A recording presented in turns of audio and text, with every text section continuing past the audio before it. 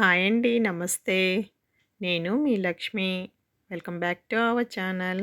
Friends, ఈరోజు మన వీడియోలో మేము బతుకమ్మని ఎలా తయారు చేసుకున్నామో వీడియో చేశానండి. మేము ఎలా తయారు చేసామో మీరు కూడా చూసేయండి.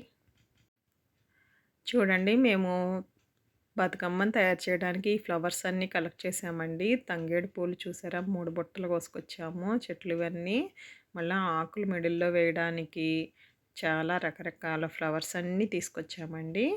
ఇప్పుడు ఈ ఫ్లవర్స్ అన్నిటితో కూడా మేము బతుకమ్మను ఎలా తయారు చేస్తామో చూడండి.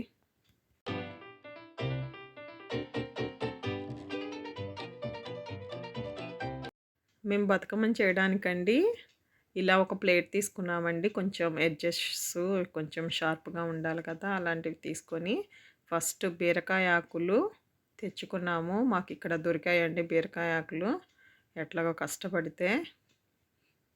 చూడండి, ఫస్ట్ బీరకాయ ఆకులు మిడిల్లో కొంచెం మనం కాడలు తుంచకపోతే హైట్గా వస్తుంది కదండి, అందుకని మిడిల్లో ఉన్న కాడలు మొత్తం తుంచేసి ఫస్ట్ బేస్ని పేరుస్తున్నాము.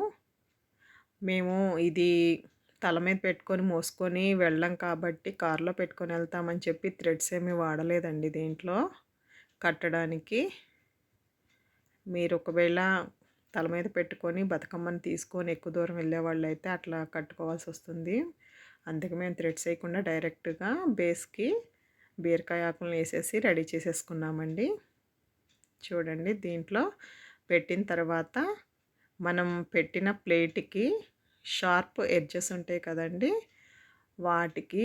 వాటి హెల్ప్తో మనం బీరకాయ ఆకులు మిగిలినవి ఉంటాయి ఎడ్జెస్ అన్నీ రౌండ్గా వచ్చేలా కట్ చేసేసుకోవాలి మొత్తం.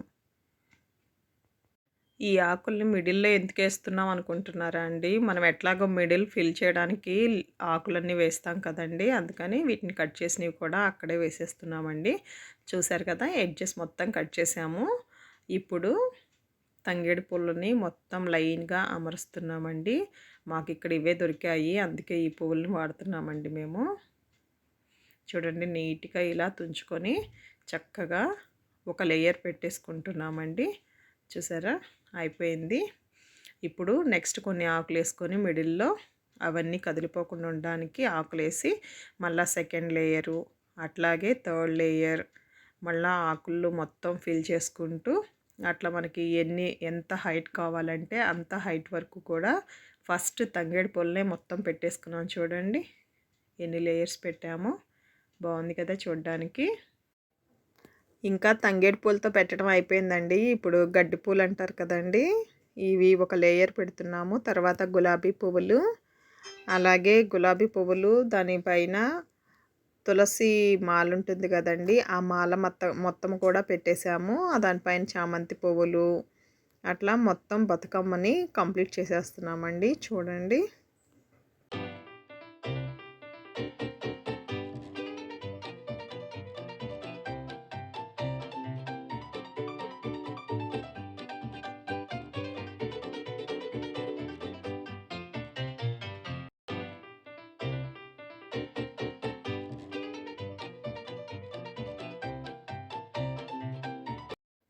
బతుకమ్మ తయారైపోయిందండి. ఇప్పుడు చిన్న బతుకమ్మను కూడా ఒకటి పక్కన రెడీ చేసుకుంటున్నాను. చూడండి, కిందేమో ఫస్ట్ లేయర్లో కాగిత పువ్వులు ఉంటాయి కదండి, అవి పెట్టాము.